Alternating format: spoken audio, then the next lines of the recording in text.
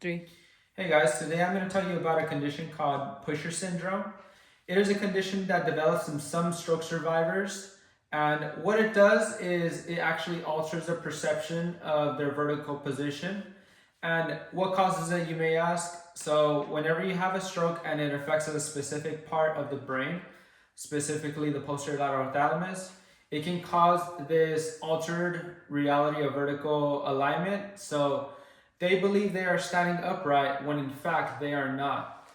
Whenever a caregiver tries to correct this behavior, they want to either resist or they believe that they're already upright. And this can pose a safety risk not only for the patient, but also for the caregiver, for those caring for individuals with Pusher syndrome. Now, not only does it affect mobility, it also affects balance and postural control, which are very important to live, go throughout your daily activities.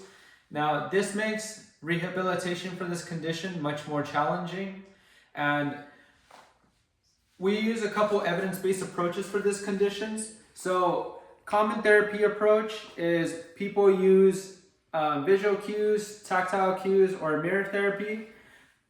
So I've conducted some research, and there actually is some research that was conducted that shows effective interventions that target this condition. For this video, we're going to be focusing on visual feedback, and let me demonstrate how a Pusher syndrome presents to a therapist before we get into the research. So you'll typically, if you want to put a patient in seating with Pusher syndrome, they'll want to push with their strong side. So their strong, unaffected side, their leg and their arm, and they'll push towards their weak side. So this is a dangerous behavior because they are unaware of the safety risks that they're putting themselves in, and whenever the people try to correct them, depending on the severity, they have a certain resistance to this type of correction. Now, progression of recovery, whenever you give treatment to these kind of patients, they are tracked by two different outcome measures. So the first one is the Berg lateral pulsion scale, and the second one is the scale for controversive pushing. Now, these can be used in research to show how much progression a patient is showing or how much more severe they're progressing more into the condition.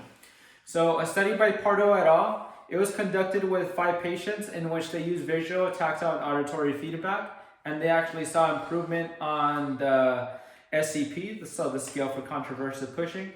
Yang et al. Also used computer-generated interactive visual feedback approach, and they used a sample of 12 participants. They saw improvements in postural control, and they also saw a reduction in pushing behavior. The last research that I have for you is an article by Krewer et al. They used a sample of 25, and they used driven gait orthosis, but still implementing that visual feedback element, and they saw significant improvement in the BLS. So these are just one of the many treatments you can use for this type of condition, and I welcome you to explore more. Often this condition is very understudied in terms of treatment just because it's not a very common condition post-stroke. And thank you for watching on this informative video.